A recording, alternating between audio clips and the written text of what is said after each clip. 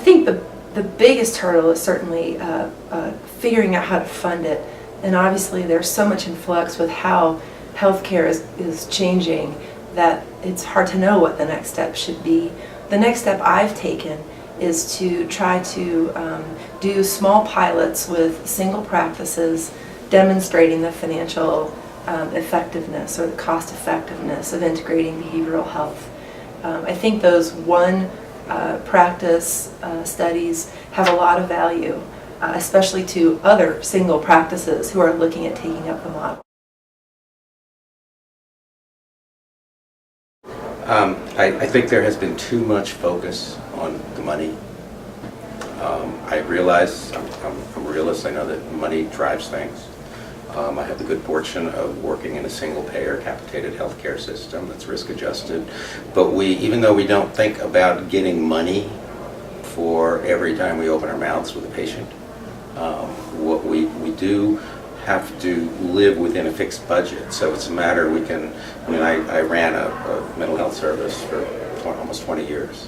And it was always a matter of moving things around, moving a little of this over here and so on. So it's still the same thing. It's a zero-sum game. There's so much focus on the money that there's not enough focus on the clinical and operational aspects of it. The research on brief interventions has lagged behind. How you actually, my area is open access, so the patients get care with no waiting time. So there's been so little focus on how you do that because everybody's so worried about how you pay for it. If you get the clinical care right, and you get the operational flow right, the money will find its way to you.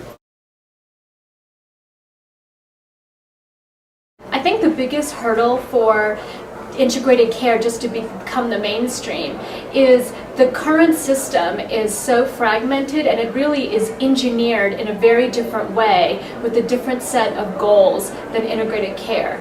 So I think because it requires such system redesign, the key thing we have to do is address the clinical, operational, and financial components of it. So we need to address the entire system, not just one piece of it. Another challenge is still awareness.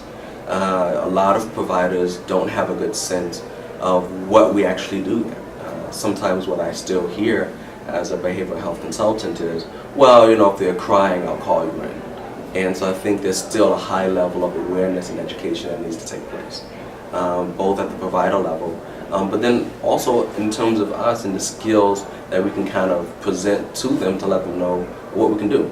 We're more than just mental health specialists. As soon as we move into primary care or any type of medical care setting, then we're also not providing just mental health care, but also behavioral health change and supportive therapies, training, cross-training for physicians, because ultimately we want to be able to also empower physicians to take a much more integrated, systemic look at their patients as well, so that I'm not necessarily have to be the one who provides a brief intervention, that the provider, in addition to giving an antidepressant or an anti-anxiety medication, would also talk about mindfulness, would also talk about meditation or breathing or behavioral activation, some of these other things that I think would be very helpful for the patients that they work with.